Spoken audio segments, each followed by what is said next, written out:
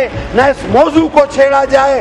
अगर फिर खून खराबा हुआ, लॉ मिनिस्टर साहब आपने बहुत अच्छी बात की, लेकिन साथ साथ इन जजों को बताएं कि ये फितना तुम पैदा कर रहे हो, ऐसे फैसले दे के हम नहीं।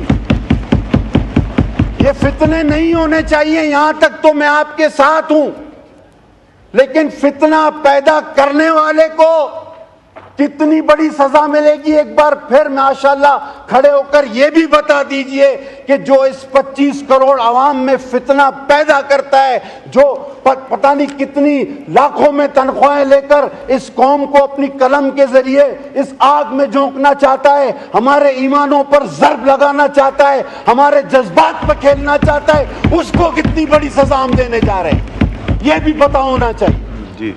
लिहाजा मैं सर स्पीकर साहब आपसे दरख्वास्त करूंगा, मैं 10 बजना अपने भाइयों से अपील करूंगा।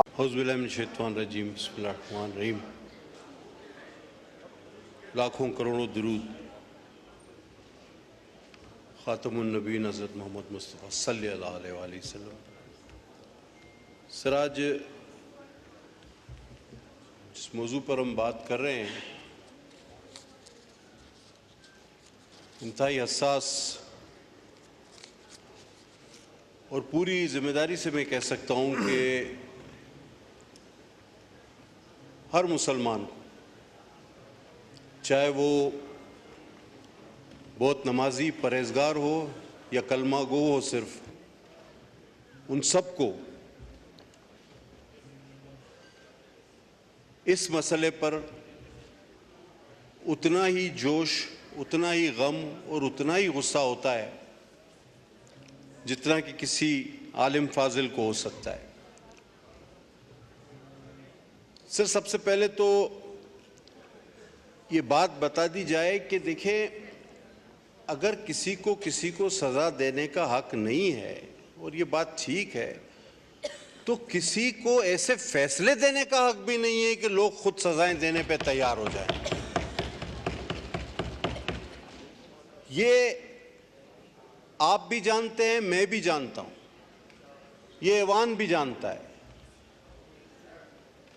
कि कुछ ऐसी चीजें हैं जिन पर हम अपने जज्बात पर काबू नहीं रख पाते,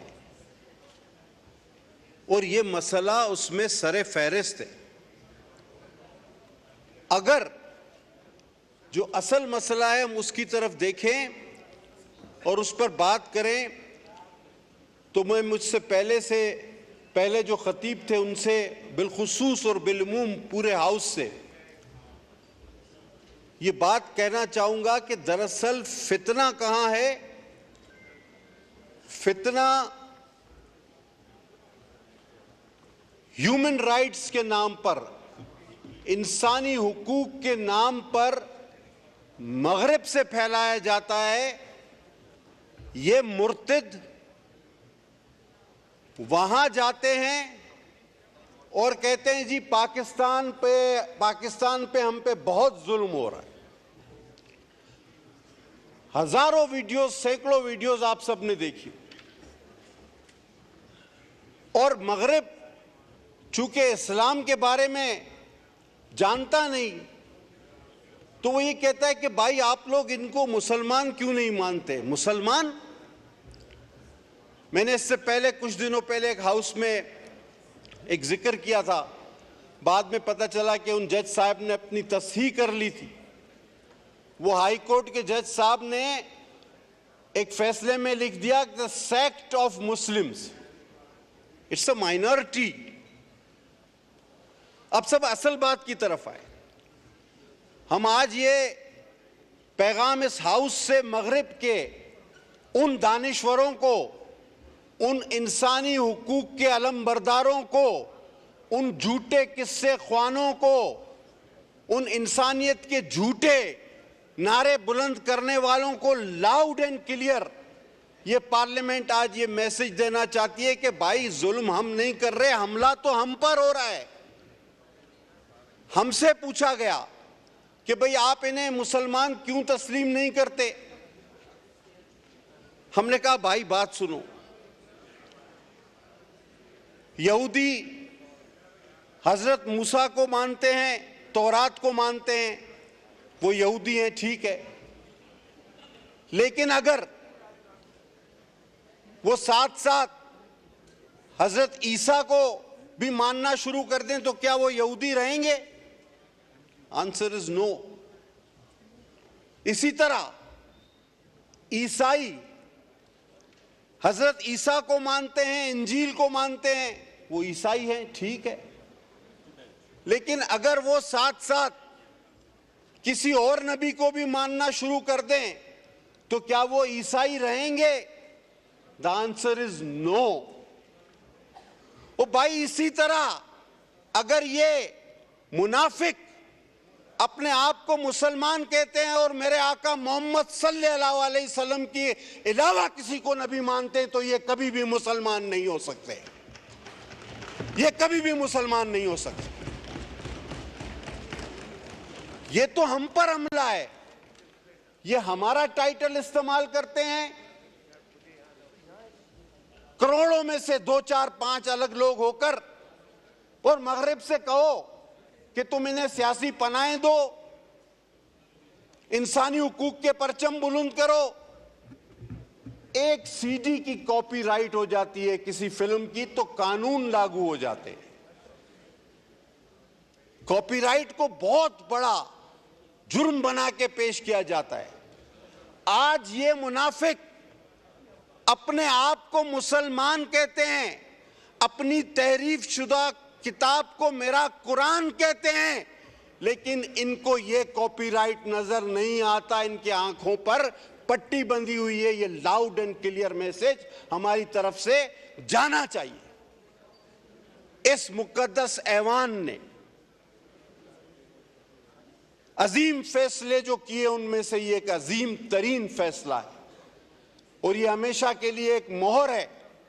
मैं समझता हूं जब तक एक भी मुसलमान बाकी है, एक भी कलमा गो बाकी है, हरगिज़ नहीं हमारी लाशों पर से ये काम कभी भी ना डिस्कस में लाए। मैं तो हमेशा कहता हूं इसको आप डिस्कस में ही ना लाएं।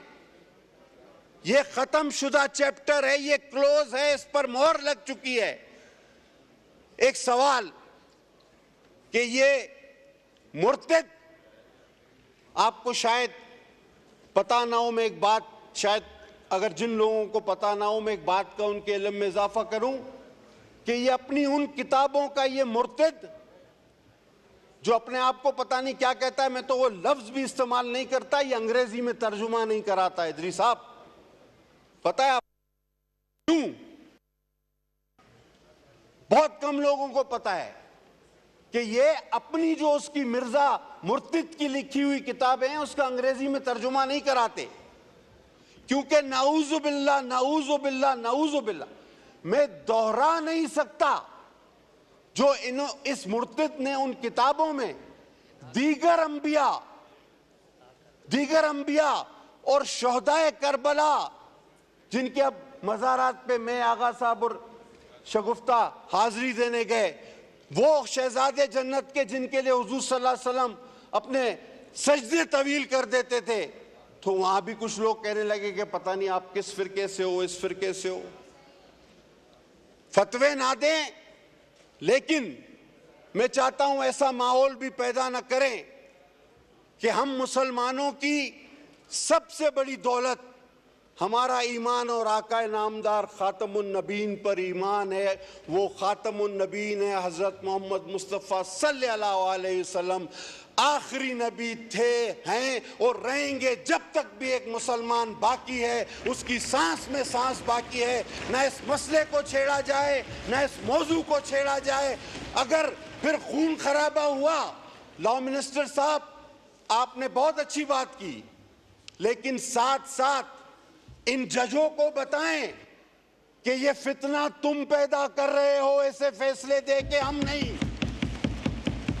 ये फितने नहीं होने चाहिए, यहां तक तो मैं आपके साथ हूं, लेकिन फितना पैदा करने वाले को कितनी बड़ी सजा मिलेगी एक बार फिर माशाल्लाह खड़े होकर यह भी बता दीजिए कि जो इस 25 करोड़ आवाम में फितना पैदा करता है, जो पता नहीं कितनी लाखों में तनख्वाहें लेकर इस कौम को अपनी कलम के जरिए इस आग में झोंकना चाहता है, हमारे ईमानों पर ज़र्ब लगाना चाहता है, हमारे जज्बात पर खेलना चाहता है, उसको कितनी बड़ी सजा हम देने जा रहे हैं, यह भी पता होना चाहिए जी। लिहाजा मैं सर स्पीकर साहब आपसे दरख्वास्त करूंगा, मैं 10 बस में अपने भाइयों से अपील करूंगा, कोई कमेटी ना बना, आका आखिरी नबी है, मेरा ईमान है, हम सब का ईमान है, इस मसले को दोबारा पेचीदा और डिस्कस करने की कोई जरूरत नहीं। हाँ, एक कमेटी बनाओ कि जो इस किस्म के फैसले देते हैं जिससे अवाम में बेचैनी, इंतशार और फितना फैलता है, उन लोगों की क्या सजा होनी चाहिए, और आर्टिकल को अगर रीराइट किया गया, और आर्टिकल को अगर रीराइट किया गया तो क्या वो आर्टिकल 6 के जुमरे में आता है या नहीं आता, यह भी बताया जाए, क्योंकि आईन में तहरीफ तो फिर आर्टिकल 6 आपके पास ऑलरेडी मौजूद है और उसकी सजा मौत है। तो मैं इस हाउस से, आपके तवस्सुस से, अपनी तमाम जमातों के साथ मिलकर एक लाउड एंड क्लियर मैसेज भेजना चाहता हूं, चाहे कितना ही लंबा काला कोट आप पहन लो, चाहे कितने ही लोगों को आपने फांसी पर चढ़ा दिया हो, आप हमारे ईमान पर हमला मत करो, हमारे ईमान पर खुदा के वास्ते हमला मत करो।